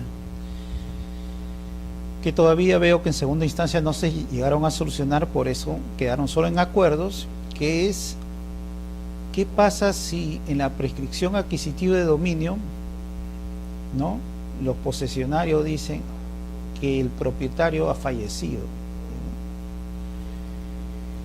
y en el registro de personas naturales está inscrita la sucesión intestada y están declarados los bienes, quiénes son los herederos? El supuesto legal es que uno por la sola muerte del causante adquirió la propiedad, ¿no? Entonces supuestamente el emplazamiento debería ir contra esas personas que habían sido declarados herederos porque eran propietarios ya de la propiedad. pero el tribunal registral acá diciendo que puede hacer que el causante haya vendido antes de fallecer, entonces podría darse el supuesto que ellos en verdad no estén adquiriendo nada, ¿no?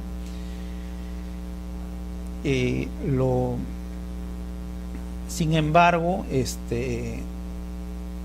a veces se hace uso y abuso de esta interpretación en cuanto se revoca algunas observaciones, en el sentido que eso ya está a cargo del notario y no se debe meter uno en el fondo del asunto, y bajo este criterio de emplazamiento de prescripción muchas veces se prescribe sin conocimiento de los sucesores declarados, ¿no? Entonces, si estamos por un debido proceso, básicamente habría que notificar a todos, ¿ya?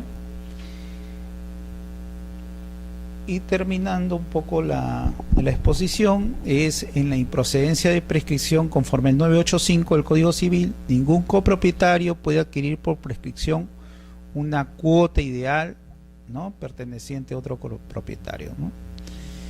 En el sentido que acá no hay una parte material de la posesión, y en todo caso, pues, las cuotas ideales no te hacen referencia de pertenencia, ¿no? Y el supuesto jurídico que acá pues hay una norma sustantiva que prohíbe la prescripción entre copropietarios. Entonces más o menos nos hemos enfocado un poco en la praxis, ya no hemos sido muy teóricos, sino cómo se está ventilando esto a nivel de registros públicos, ¿no? Los criterios que ustedes tienen que contemplar, y en su caso pues enfocar en cuanto a sus orientaciones, ¿no?, presentaciones que van a ir. ¿Alguna consulta por acá?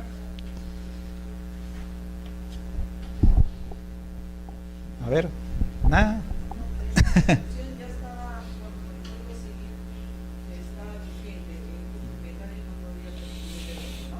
Sí, esta resolución es lo que pasa es que el año 2009 se da una resolución similar a esta. El 2010, basándose en que el registrador no puede meterse en el fondo del asunto, se dio la alternativa que sí cabía la prescripción entre copropietarios.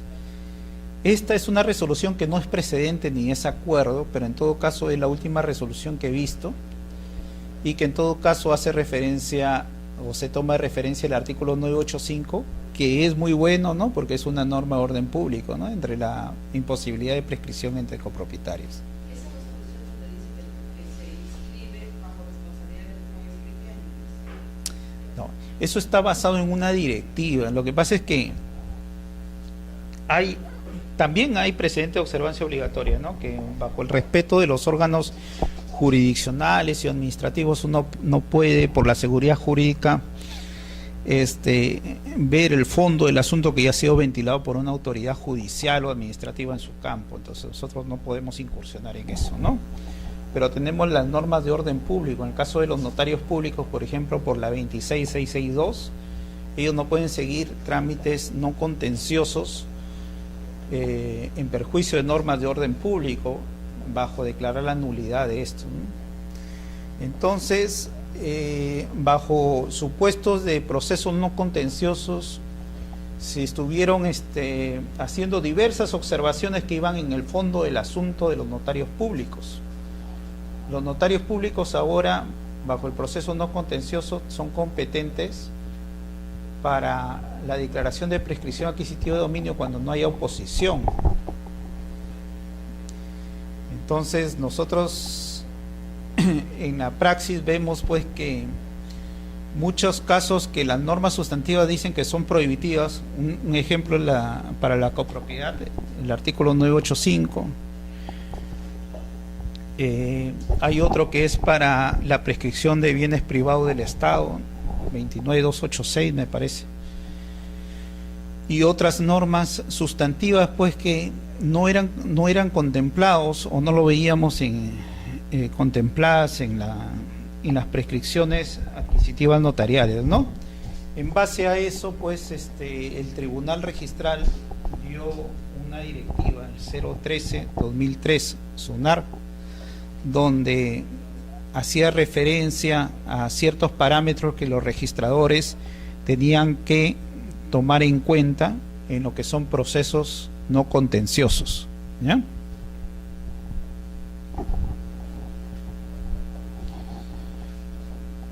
La prescripción adquisitiva de dominio notarial, ¿no? Controvertida o no es controvertida que los notarios públicos puedan declarar la propiedad bajo un supuesto de procesos no contenciosos.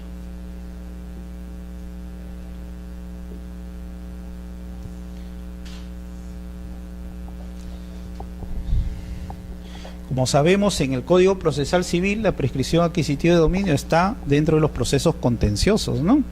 Un proceso abreviado, ¿no? Entonces, y el supuesto jurídico es que siempre se le va a estar quitando un derecho a una persona y se lo va a dar a otro. Y hay un supuesto de adquisición originaria, ¿no? Pero bueno, la ley 27157, cuando norma el proceso de regularización de edificaciones, habla acto previo. Esa persona que va a declarar la edificación no es propietario, vamos a hacer un saneamiento, ¿no? Ahora el saneamiento de titulación. Y te da las alternativas, ¿no? Títulos supletorios para aquellos bienes que no están registrados, no registrados, ¿no? Y el proceso de prescripción adquisitiva de dominio, el PAD, ¿no? Prescripción adquisitiva de dominio para los bienes, tanto los registrados como los no registrados, pero que tengan de sustento la posesión por 10 años. ¿Ya?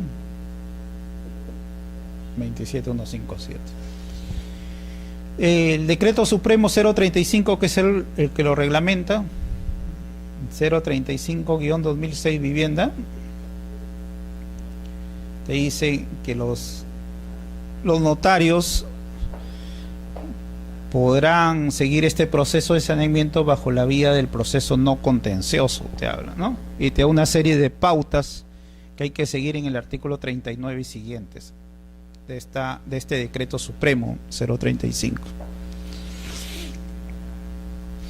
Pero los notarios públicos necesitaban acomodar pues sus normas, su ley notarial, para acoger estos tipos de procesos y básicamente encaminarlos al fin del saneamiento, y surge la ley 27333, ¿no? 27333. Y esta ley dice, pues, bajo el proceso no contencioso, sí se puede llevar a cabo estos tipos de procesos y contemplan una serie de requisitos en el artículo 5 y siguientes, ¿ya? Y te da las pautas, ¿no? Dentro de ellos, apertura pues un protocolo notarial de asuntos no contenciosos, ¿no? Cosa que permitía la prescripción adquisitiva de dominio. La salvedad era que no acogía a trámites que sean de predios rurales, rústicos, ¿no? Y que aquellos que estén en saneamiento por COFOPRI. Básicamente, pues, programas de vivienda, ¿no? ENACE, FONAVI, no pueden someterse a este proceso notariales no contenciosos. Y se fundamenta como una ampliación de la ley de procesos no contenciosos de la ley 26662, ley de procesos no contenciosos.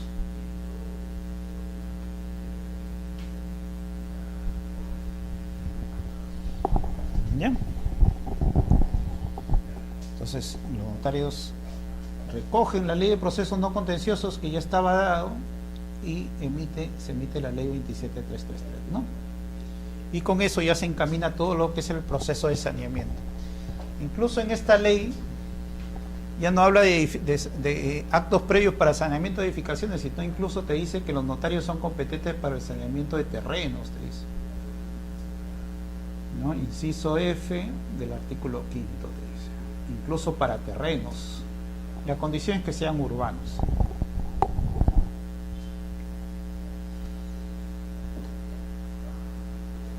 Entonces, un poco que este proceso de saneamiento estaba basado, como la ley de procesos no contenciosos, en que no haya oposición.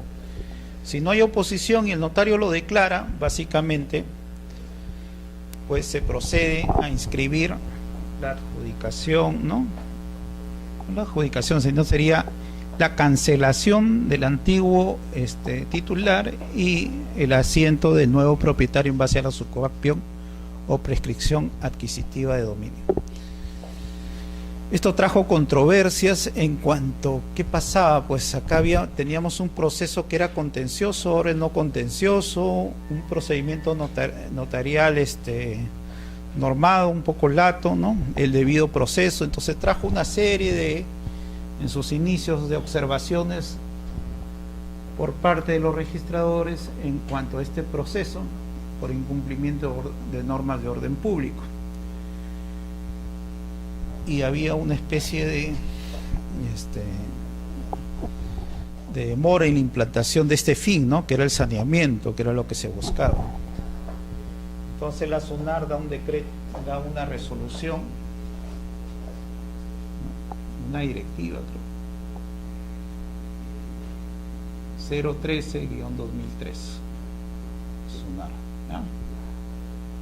Y acá dice básicamente que los registradores lo limita, le dice no meterse al fondo del asunto del proceso, ¿no? Porque eso ya ha sido ventilado por el registrador público en sus motivaciones, pero eso sí, que la obligación del notario es que motive su declaración, ¿no? Que vea que se ha emplazado al titular registral, en caso de que hemos visto de emplazamiento a los sucesores en el registro de personas naturales, todo lo demás. Y con eso ya se concreta pues el cuadro que es el fin del saneamiento de titulación, ¿no?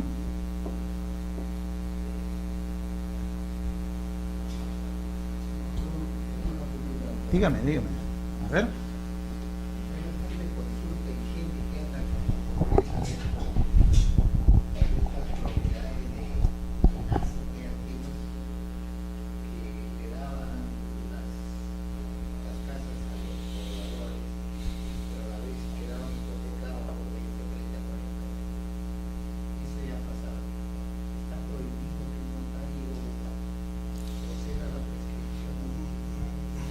Empresas de saneamiento por parte del Estado, si están todavía en competencia del Estado el saneamiento, no podría incursionar un notario público, y ahí sí sería objeción por el caso de la competencia notarial, ¿no? Porque hay que tener presente, si es una entidad del Estado que todavía está en proceso de saneamiento, entonces de pronto se declara la prescripción adquisitiva por un notario, entonces en esos supuestos. No solo en ACE, ¿no? FONAVI también tenemos, Fondo Nacional de Vivienda también, que tienen casas a su nombre, ¿no? Otras entidades que también están en saneamiento por parte del Estado. Entonces ahí no se podría, pues, abrir una especie. Otra cosa sería que se adjudicó y en todo caso el que llega en posesión, a pesar que ya ha sido adjudicado, esa persona que adquirió el bien no lo haya inscrito y se lo haya transferido a otra persona, y esa otra persona esté viviendo en base a su posesión o acredite en base a su posesión la transferencia, pero ya la entidad administrativa culminó el proceso de saneamiento, ¿no? Que fue registrado o no fue registrado es diferente, ¿no? Pero si están en proceso de formalización o en proceso de saneamiento, como usted dice, estas entidades están esperando pues que le terminen de pagar, ¿no? Para otorgar los títulos de propiedad. Entonces ahí como que una prescripción notarial donde ya te declararon propietario, entonces ya no pago. Entonces ese no es el fin de la norma, ¿no? El fin de la norma es buscar el saneamiento, pero no entorpecer los negocios jurídicos que están en trámite, ¿no? Tanto así que esta norma, por ejemplo, no permite tampoco prescribir contra el titular registral, o sea, en el artículo 7 de la ley 27157 dice cuando se adquiere de un tercero, no del titular registral, ¿no? Entonces, porque supuestamente ahí hay un contrato que todavía está pendiente y por algo no se le está otorgando la titulación o la formalización de la transferencia, ¿no?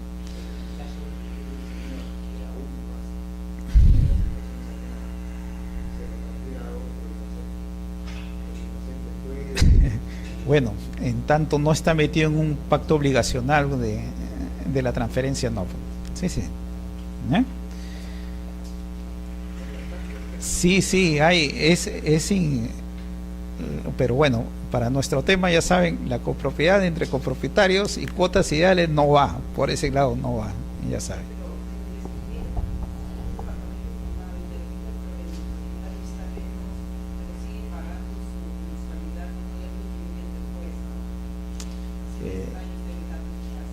Yo creo que en la vía judicial sí, pero en la competencia notarial no, porque ahí sí hay una restricción expresa por la ley 27333.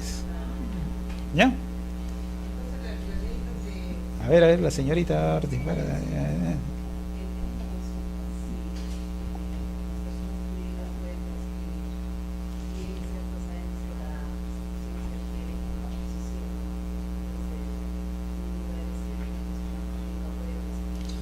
Claro, en tanto tiene una personería jurídica y es una persona independiente, ¿no? No necesariamente tiene que ser una persona natural que ejerza la posesión.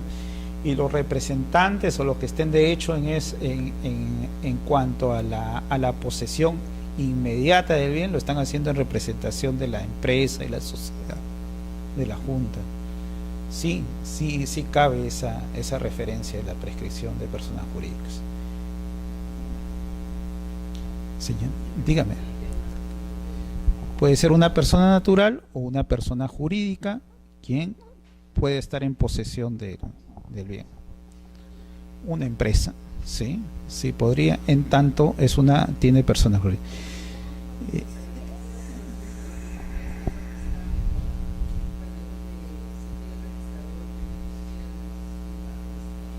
De los notarios públicos, básicamente en los procesos no contenciosos. Y hay también precedente de observancia obligatoria en referencia al respeto del fondo del asunto por las autoridades judiciales, ¿no? Lo que sí se le exige tanto en vía judicial y en vía notarial, en caso de prescripción adquisitiva de dominio, es el emplazamiento al titular registral. Eso por un criterio de seguridad que brinda las inscripciones, ¿no? Y hay principios como la legitimación, pues, ¿no? Entonces la persona que adquirió por lo menos debe enterarse pues que se le está prescribiendo. Él verá si se opone o no se le opone, ¿no? Eso sí.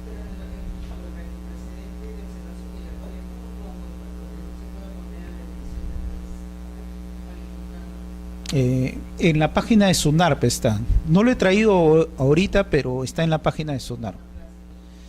No, todavía hay un tema clase, así que lo podemos conversar más adelante todavía. Vamos a ver el caso de administradores judiciales, también de copropietarios, ¿no? Que eso no hemos incursionado mucho. Sí, administradores judiciales.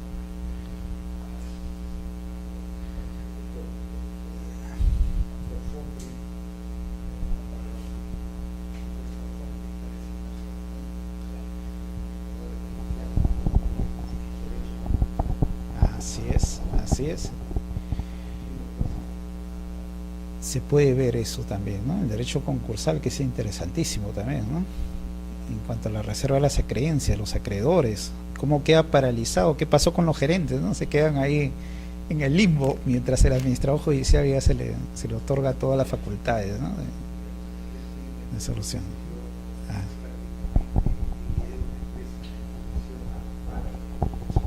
De derecho concursal, claro.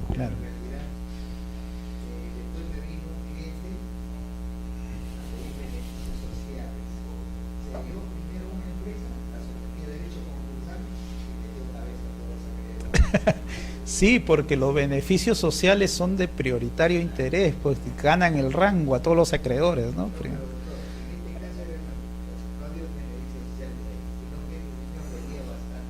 Ah,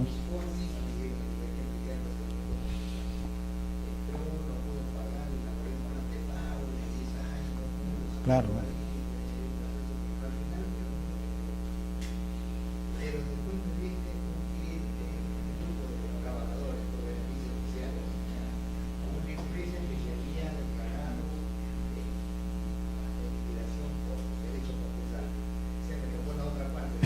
Le tocó la otra. Ahí sí. eso, pues yo, la ley de derecho concursal constituye algo así, ¿no? Una ley de los cabeceadores, pero muy bonito, hay un proyecto de eso, y lo respondieron. Ah, mire, qué bueno.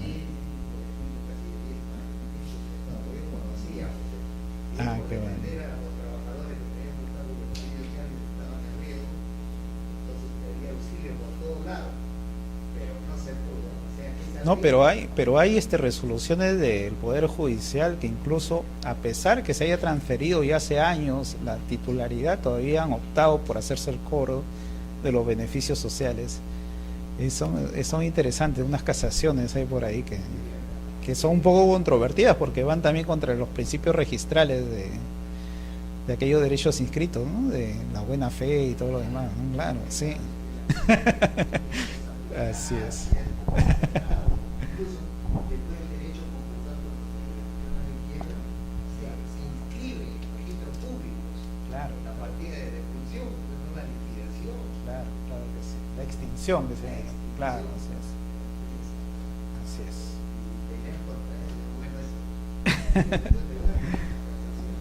Bueno, por el momento hemos terminado y ya pues la última clase que nos queda y de ahí el examen, ya saben.